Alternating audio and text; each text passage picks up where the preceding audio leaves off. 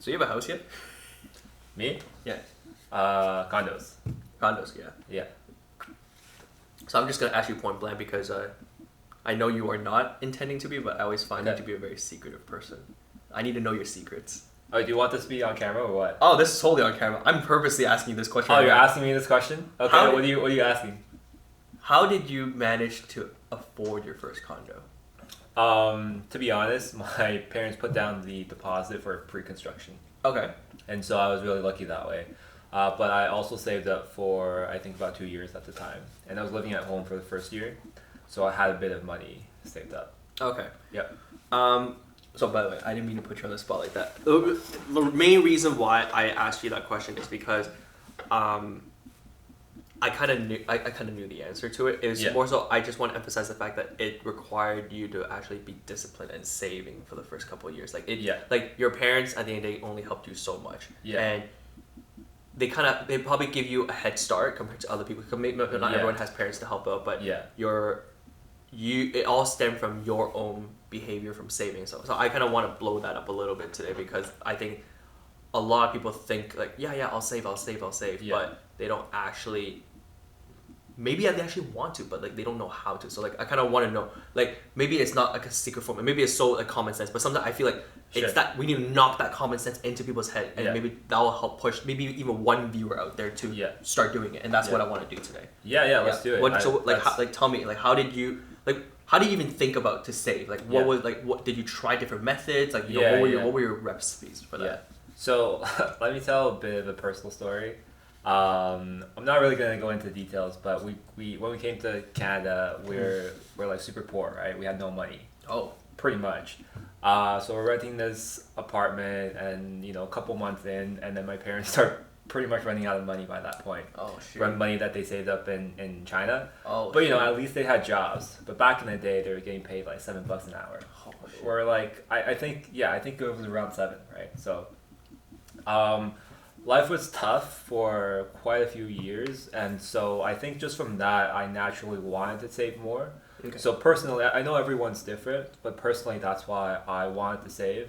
Like in university, our financial situation got better, but it's not like I was making money. So I never felt great about spending my parents' money anyways. Mm-hmm. So again, I try not to spend too much. And when I started working, I just felt like, plus I moved back home. And I was waiting for that condo to be developed. Mm-hmm. So I knew I had to save, I had a goal in mind to save up money for the down payment, I think in 2 or 3 years from when I started working. Okay. Right? So that was the main drive for me to save. But I think also like everyone else, there are a lot of things I want to buy, right? Especially like a nice gaming computer, when I started working, like some nice work clothes and shoes, get a goose jacket. Like there were a lot of temptations. What? You bought a goose jacket in it? Yeah, of course. But I think I just have to say, saving can be very difficult because of different commitments you have in life, different lifestyles you want to have.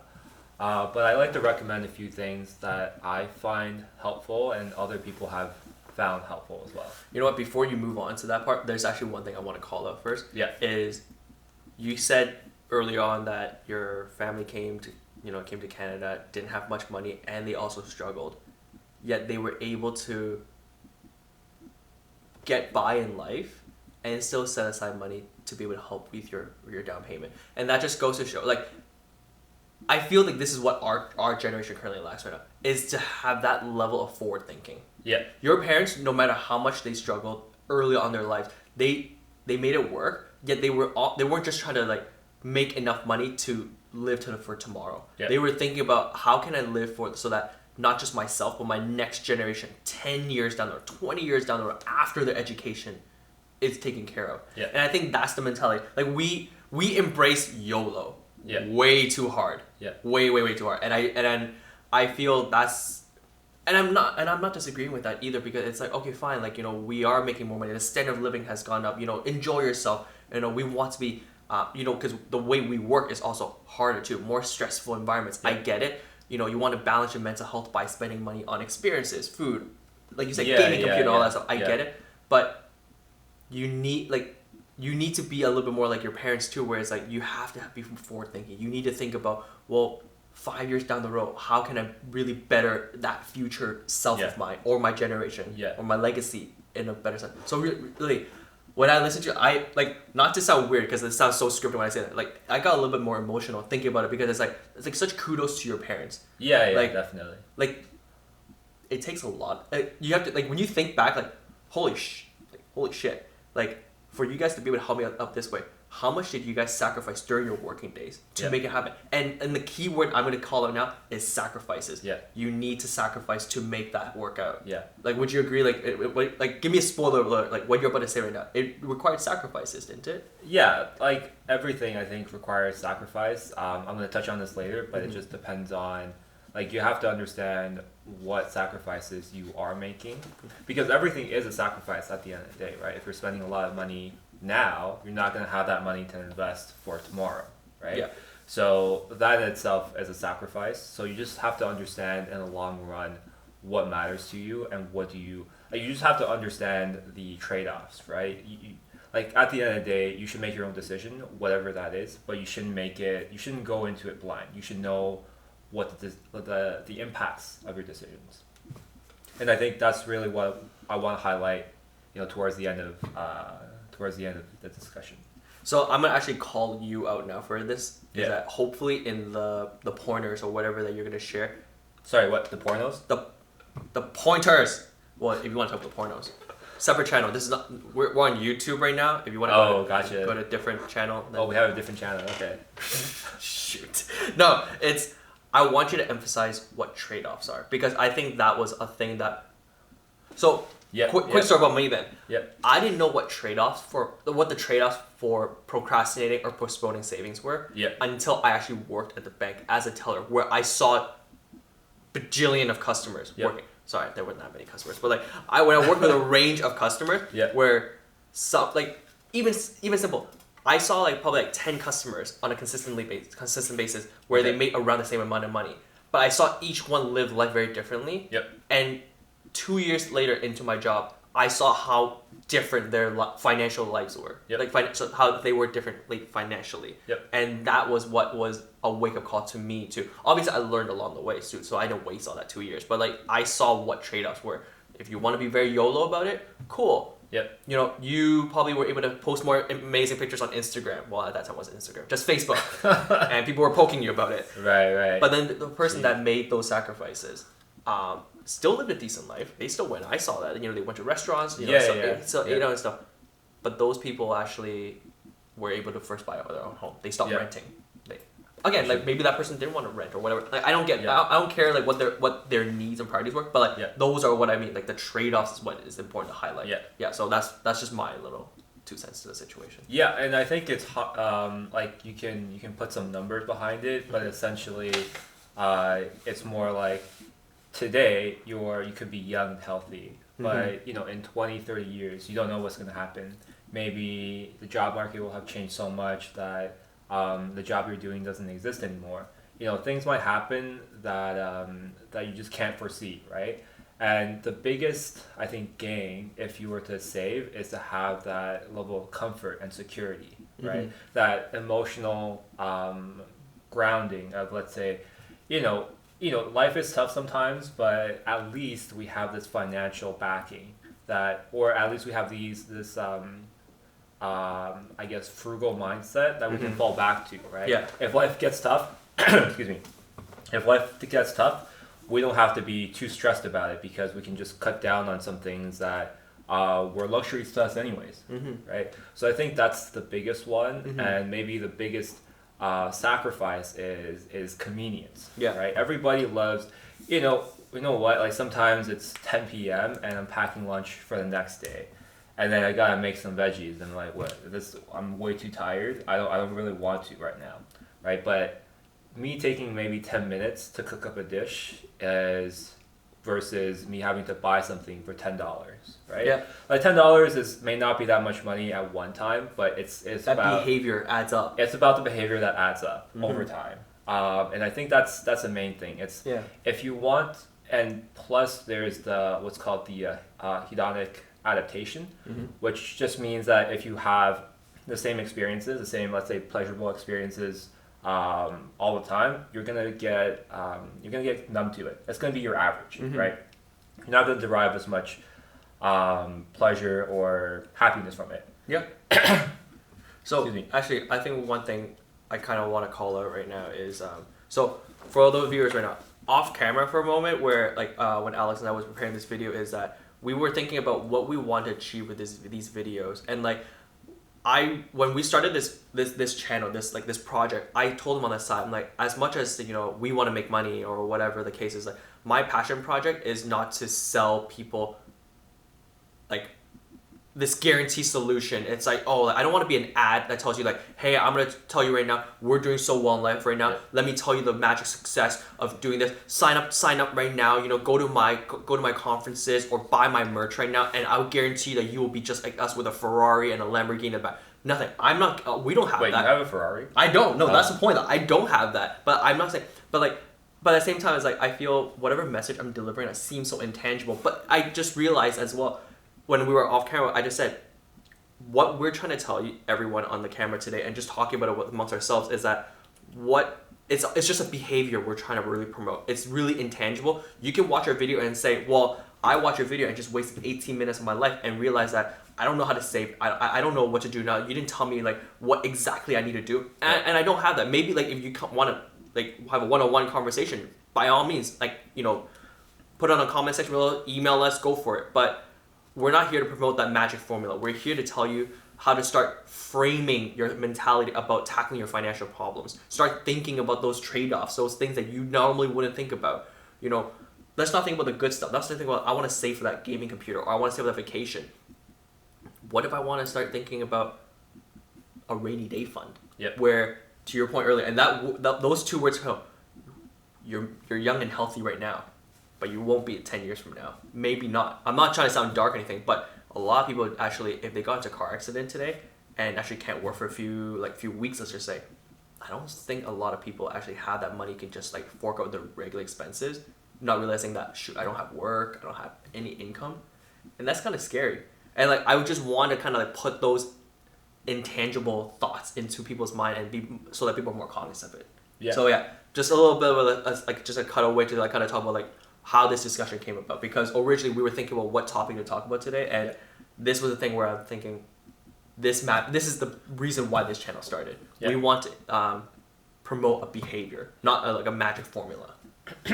Yeah, and that's probably the best point we can make, right? Because at the end of the day, everybody's different. We can give tips, but the most important thing is to be able to change a mindset, how you see your financial life and how you approach it, right?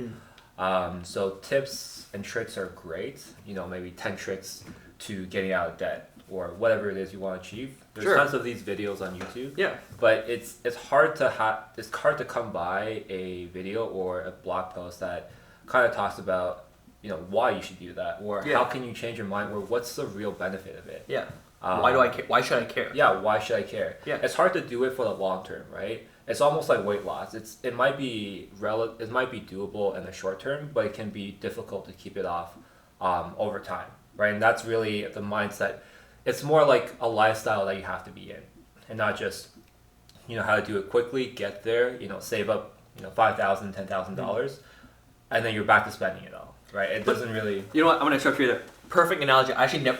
This is totally like not even on script. We didn't even think about this. When you just said working out, how many of you actually probably Googled 10 best exercises to lose belly fat, or 10 exercises to get a rocking six pack? I'm pretty sure a lot of it. That's why they have millions of views. But no one actually looks at like 10 reasons as to why I should go on a diet. Yeah. You don't look for the reasons. You just want to do it. You just want the magic formula. And I'm not against those. Like, of course, like if in the future we might want to think about merch and like think about how to actually help people from a more tangible, like something they can hold on to and follow. Sure, I would want to work on that. But a lot of people just don't.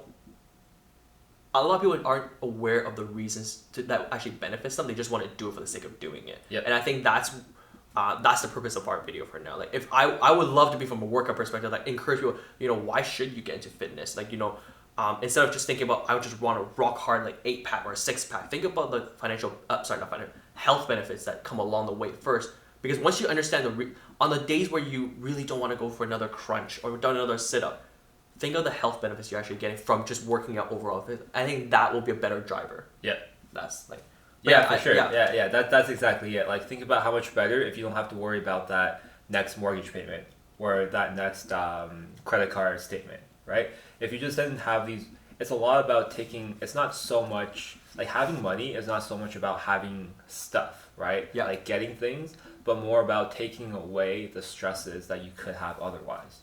Oh, see, a lot of people actually associate money with stuff. The more money I have, the more stuff I can have. Yeah. And a lot of people don't think about it doesn't need to be translated to stuff. It can be translated to something so much more. Yeah. But it's a freedom of a kind. It's a freedom. Right? Yeah. Well, we talked about briefly, like a fire, right? Like, it's like having money. Like, what does that mean? Like, like some people articulate it very differently, and like we are just probably just throwing a thought starter as to how you can articulate it in a different way where it could or could not benefit you. We think it most likely can benefit you because we've seen it as like a proof of success for ourselves. Like, we're in no way even close to being I don't know if you are. You don't tell me this, but I'm in no way close to being a millionaire yet. So, but I feel confident that as I continue to exhibit these behaviors, it's not just a dream. It's not just and you know what sucks too? Being a millionaire is not even a big deal anymore. It's not. It's really not. In Toronto, no. Yeah, in Toronto, being a millionaire still won't buy me a house. If I liquidate, if I sell all my stuff right now, I still can't buy a freaking house. You can buy one in Mississauga. You're just biased because you freaking come from Mississauga. Hey man, I'm just saying. You stop promoting your hometown. Okay, let's move because I know you have some points that you want to talk about. Maybe we should name this video "Tips" too. Sure. Yeah. So I think that was a good kind of intro, but we also want to give some very lengthy intro. Pretty personal too. Yeah. Close to the heart. So a couple tips. I would say the basic one. I've heard good things about it is if people pay themselves first. Pay your future self first, right? Yeah. So whenever you get a bi-weekly check, let's say your salary, just whenever you get paid. Whatever you get paid, let's say you get $1,000. Maybe you want to save. You want to start with the national savings rate is around something like 5 to 10%, or maybe even lower than that. So you want to start with something aggressive, right? Let's say you start with 25% savings rate. So out of that $1,000 that you get paid, you would automatically set up a transfer from your bank to put $250 of that into your savings account. And then you tell yourself, no, I'm not going to touch the savings part. I'm just going to spend whatever I have in my checking account. Right? And if you use credit cards, you can set a limit on your credit card using apps like Mint, I think. Okay. So should we just promote something? We can cut that out. We'll cut that, or we don't cut that out, and hopefully someone from Mint watches our video and sponsors this video. All right, got it. So good. So we're good. No. Keep this part. Keep this frame. I want this frame, and someone from Mint stumbles upon it. Good. Okay. Cool. So there's apps that can help you manage your budgets like that, and yeah. Yeah. Okay. I don't know. We might as well say Mint at this point. When we're sponsored, we might as well sponsor our video. We're not sponsored, but we wish we were. Yeah. So that's one way to do it. It's just spend the money you have from your checking and limit yourself at the beginning, right? And you're paying yourself that way. The one thing I would call out that the behavior you're talking about is correct, but to be a little to put it into more realistic perspective is make sure when he says pay your future self first, it's obviously after your expenses first. Because I understand, because I go back to the other video about capital, like people have expenses. I get it. So we're not saying like save first and then pay your debt. No, pay your debt first. Or like let's just say you get paid on a bi-weekly basis. Most of the time you try to align your payments with your mortgage payments or your rent. So it's like, okay, I got paid $1,000 and I just got deducted $500 for the mortgage payment. I have $500 left. After all net expenses, I now have $350. Save X%. Like there might be enough, like you said, there's no magic number, like 5%, 10%. Maybe you want to go aggressive. Maybe you want to be a little more conservative, start off to test the waters.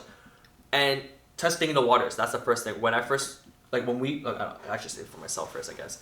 When I first got my first job, I tested first. Oh, okay, let's see if I save only 3%. how comfortable am I? And at the end of next paycheck, I saw, okay, I actually ended up with a surplus. I still had another like $80 left in my saving account. Yep. Sorry, checking account. So I'm gonna go aggressive. Next paycheck, I'm gonna save 5% now. So play around with it. So you started more. So I'm assuming you're speaking from personal experience. You started more aggressive. I started off more conservative, but that's also because I didn't just blow all my money in my checking account thinking that that's why I can't spend. I just spent like a normal person, and saw what was left. And if I saw there was a surplus left, then I would increase. If I was running low, that means that okay, I've gone too aggressive now. I actually need to take some money back out of my savings because I went too hard. But I think to add to my first point. You can use that as a target. Maybe not start at 25%. Literally to start at 25% to start, right? Mm-hmm. To start, yeah. But you can use that as a target and see how much of your expenses you can actually cut. So yes. I think having a goal like that, you don't have to actually start, but having a goal like that, you can go line by line to your, let's say, credit card statement and see, okay, I bought too many bubble teas this month. You're really trying to trigger me with this whole boba thing. No, I mean, hey, it is what it is. That's what I spend. Of all examples, you just have income on. Of all, are you actually a boba drinker? It's totally off camera. Are you actually like a hardcore boba drinker? I drink it like once or twice a week. Okay, that's fair. Okay. Yeah, but it's consistent. I'll move on from it. Okay. Yeah. You're one of those 1 or 2 weeks. I'm fine with it. You're one of those I drink on a daily basis. No. Then I'm just worried that you probably would die from that. You would die from diabetes before me. I think I'm okay. You're fine for now. But you can go line by line, right? There's especially food and drink. There are opportunities cut. I know people are busy with their work, but there are tips and recipes. We may start another channel for just cooking. But I mean, if there are tips and tricks to cut down on your spend for food and drinks, right? Oh yeah. And then the biggest two are accommodation and commuting and traveling, right? So your car, parking, gas, maintenance, and your accommodation. Let's say in Toronto it's very expensive, right? Let's say you're a single person, you're living in a 1-bedroom apartment. It would cost you, a newer condo would probably cost you $2,000 plus, right? If you want to live somewhere okay. Like downtown Toronto, maybe? Like anywhere in downtown Toronto, definitely 2,000 plus. So, you know what? Maybe if you do have targets, you can think about living with a roommate or downsizing a little bit to a bachelor's, right? So these are all considerations you can make. Maybe not in the short term, but again, it's about you think about how to trim your costs too. Yeah, exactly. As you think about saving, you also think about if you want to meet your savings goal. Yeah. But your income's not growing, then your best way is to trim your expenses. For sure. And it's actually funny you're bringing out like, oh, like maybe you want to downsize. A lot of people don't even think that as an option. People just think that, well, I just got to pay this rent. This is not a fixed expense. Yeah. It doesn't have to be. It doesn't have to be. Yeah. Yeah. I was just curious. Did you ever downsize for the sake of saving? Yeah. I mean, when I was in from my parents' house when I moved out, it was a sublet for I think $800 a month. Mm-hmm. So it was wasn't super cheap, but it was like I didn't get what I could have afforded it. Yeah. Right. And yeah, if you can definitely find places that are a bit cheaper than market price. So I would recommend that for single people. Okay. And so cutting your expenses is actually really tough, right? Because you feel like you're losing something. You feel like you're making a big sacrifice potentially. You're compromising your lifestyle right now. For sure. So there tends to be that feeling of it. But what I recommend is you focus on your interests, right? Your hobbies, right? So for example, if there are a couple things that you really like, you can give yourself like a bit of a cushion for that. Like for me, it was the gaming PC that I spent like 2,000 plus on it. I know, right? You spent 2 G's? I did. Holy crap. Yeah, it's still pretty sick. So okay. Anyways, I'll show it to you another time. You build it yourself? Yeah. Okay. Of course. Yeah. Okay. But things like that, I think we're just saving up for a big trip that you really want to go and spend a lot of time planning. I think you can afford yourself luxuries like that, but at the same time, cutting costs on a daily basis, it will make the cutting costs on a daily basis a bit more sustainable, let's say. And my other point, as we get more tough, as the tips get more difficult to implement, my other tip is, people get raises once in a while. I'm sure you'll switch jobs and get a bit of a raise. put something like, again, pay yourself first. I would say inflate your lifestyle by something like 10% of your raise, right? So if you're paid $1,000, which is not that much. Which is not that much. And for a moment, 10% sounded like a lot, but I'm like, okay. Yeah. Realistically, you're probably only like on a standard like a bank job, you probably on an annual basis get 3 to 5% raise. Yeah. Of that 3 to 5%, you get only inflated by 10%. Yes. It's actually not a big impact. Like when you quantify that in dollars, it's actually not that much. Yeah. But fair enough. Okay. Yeah, but like when you're younger, you tend to get bigger, slightly bigger raises. Yeah. You go from like an entry level, like a part-time job, to go to like a full-time entry job, and then from that you go to like maybe like a junior management role. Like the gaps like are pretty big, like those jumps. And that's where the lifestyle inflation happens, is when you have those big jumps. You're like, well, I got like a $10,000 raise or something crazy like that. And then you can say, well, I can spend $10,000 more. Well, first of all, that $10,000 is getting taxed at the marginal rate. So you're getting like $6,000. Once you talk about taxes, it pisses me off how much we pay. Right. Free healthcare. That's what I keep thinking. Yeah, exactly. But let's say on every paycheck, you started at $1,000 and you went to $1,500. So it's a huge raise for you.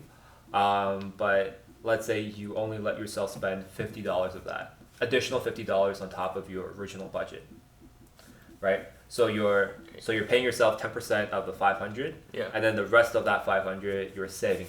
You're saving and then investing, right? We'll talk about investing later, but that will really up your game in terms of saving for the future. You know what's crazy too is a lot of people don't even think how much $50 per paycheck adds up. Yeah. They think it's such a small number. It's like, oh, if I just blow $50 this paycheck, this pay period, I can enjoy 2 more bubble teas, maybe go for a movie. Those are expensive bubble teas. Oh, you're putting them together? No, I'm putting them all together. Okay. I don't know what bubble tea was that expensive. I just want to go ball and treat people with bubble tea, so that's a mistake. But yeah, like it's like it adds up, but then you also don't think about how much, like, $50 times X, like times 7, times 8 pay periods, then can add up to a pretty nice little flight to go to the States or anything. Yeah. You don't think about that. You just think about it from a very short-term perspective, and I think that's where I wanted to kind of like smash that thought. Is like think. Like quantify that. Yeah. Every $50 you spent per paycheck doesn't seem that much, but when you save that and add and make it a snowball effect, when you see it become the hundreds, and once it hits 1,000, the 4-digit mark, to me at that time, having $1,000 was such a foreign thing to me. Like it was just, I'm like, oh my god, when am I gonna hit 1,000? And it only took like 2.5 months. Right. And I got there, and I'm like, holy shit. Yeah. I just got $1,000. And obviously think about it, I was 20 at that time. I'm like, having $1,000 is like, holy crap, I can do anything for this money. I can do I can't do bottle service. No, I couldn't. But like I could actually go out, I can go on a vacation if I wanted to now. Yeah. Like not like a luxury. I can pay for a flight. Yeah. I can do that. Discounted flights too. I can afford a flight. And like that I'm telling you right now, and it's such an intangible thing, but trust me, when you are able to see like hit a certain like financial milestone from saving, it's almost like a drug. It's a rush. You encourage it. So I encourage y'all, like, maybe you don't need to start 1,000. Like, do 500. Like, start with a goal, and if you're able to hit that goal, it's unreal how amazing it feels. Yeah, and that's a great point. It's those incremental small wins, right? You keep setting targets for yourself. It's almost like a game. You're hitting kind of the next level of where you want to be. Yeah. And that's what I encourage everyone to do, is to set those targets for yourself. Mm-hmm. And then maybe not like hard targets, but just be proud of them, right? Just have fun with it. And that's the main point, is if you want to keep this thing going, you gotta make it fun for yourself. You gotta enjoy the process. Yeah, and when you say fun too, and this is my interpretation, don't tell me if I'm wrong. My interpretation of having fun is, it's like sometimes if you derail from your goal, don't bum yourself out either. Like it's okay, like, you know what, it's dad's birthday, it's mom's birthday, it's, your girlfriend's birthday, boyfriend's birthday, I don't care. It's like, you need to deprioritize saving for one paycheck and spend it. Go for it. You work hard, you enjoyed it, go have some fun. It's okay. But again, it's to a point. Make sure you stay on track with your goals. Sometimes like enjoy the process. You don't want to sound so like a little so dull about it where like, oh, you know what, I just got a raise, but you know what, I hit a certain milestone, I'm at 500 savings right now, but I still need to keep saving. like, sorry dad, I can't get you a gift. I'm sorry mom, like I'm not gonna be able to buy you anything because I need to prioritize my savings, because that just sounds stupid. It sounds so selfish too, right?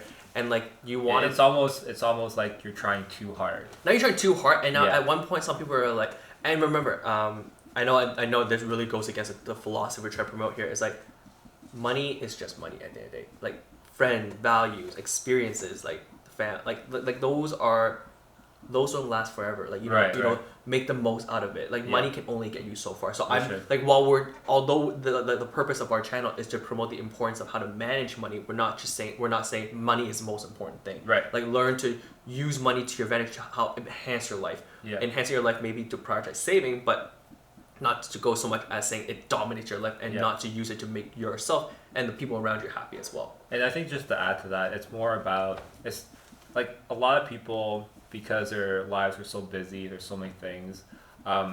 Maybe I think what people are trying to do is to make money, make their lives more convenient. Yeah. Right. But convenience is expensive over the long term. Yeah. Right? If you want to have experiences with people, like go out for food or just vacation or whatever, I think those kind of money, you can, first of all, you can spend it strategically on things that matter. And you can try to reduce your costs as much as possible. Yep. I think it's really the convenience factors that really drain. That's like a leaky bottom to your money bucket. Yep. I feel like the point that I really want to do leave with it though, at the end of the day, saving should be fun. Yeah. And like what you just said, what I just said earlier, like those are all like very, very valid points. Like how, like the mentality to it, but like the crucial part is to make sure you have fun. Because, and I'll tell you this too, you might not know, a lot of people actually don't know this, is that the most miserable form of saving I've seen in my career is when people save for their weddings. Oh, really? Yeah. Because what really sucks is that you're not saving anymore. The wedding has now become a debt for you. Right. And because a lot of people, like I've actually have one distant friend where the wedding actually got called off and it fell apart. I don't know the relationship stayed together though, but it was so bad because the couple was just so stressed because they had their ideas of what a dream wedding is gonna be like. They want that extra string light, they want the extra flowers, all this decor.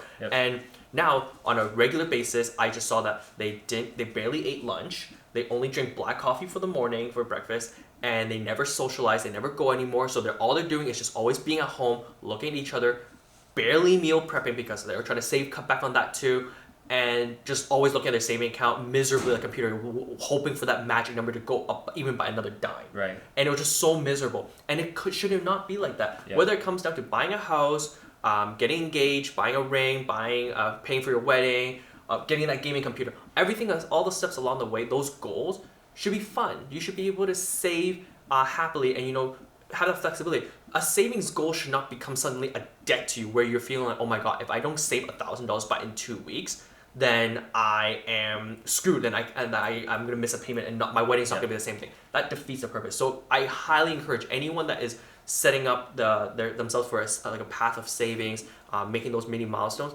make sure you enjoy yourself. Make sure that you feel proud, you feel happy about the accomplishments you make, and don't add stress, because you know what, saving in some ways is already stressful too, because you're compromising a part of your lifestyle. Right. Don't make it any more stressful for yourself. Yeah, for sure. And I think that's definitely the best advice for the long term, right? If you're miserable, it's never going to last that long. And I've really learned it from my own experience. I think when I started saving in my earlier years, I really prioritized the number and hitting my targets where I want to be. But then I just took the fun out of it, and I just wasn't happy with it. But especially recently, I'm more relaxed with where I want to be, giving more leeway to myself. And so I feel like, I think I'm making a similar amount of progress, but I just feel a lot better about the whole situation. It's mental health at that point. It's very mental. It's a mental game, right? It's totally, yeah. Like, as much as you think it's a very technical skills to save, like, a lot of people think, I don't know how to save. It's like, the technical skills are not that hard to learn. I can easily show it to you in 10 minutes how to navigate through online banking or whatever, or how to go to a branch and navigate. But a lot of it is mental health, which requires a lot of discipline. Easier said than you. Like, Alex, I'll be quite honest. You're one of the smartest people I know within my friend circle. Thanks, man. and even you struggled. Like you had to adjust. Like mental health is not something where it's like just because I'm smart, just because I understand everything, I can make it work. Oh yeah, it takes definitely. a lot of we've graduated from undergrad 6 years ago. Yeah. So like 6 years, we're still learning, but right now we've just finally reached a spot where we learn how to like manage that mentality better. It's all about managing it, right? Yeah. It's all about managing it, and it's a skill.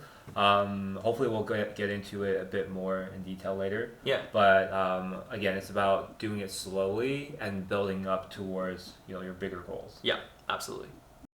Alright everyone, thank you for watching Average Keeners. We hope you liked that video. If you really liked it and really want to show us your support, click that thumbs up button and also click the subscribe button for more content to come.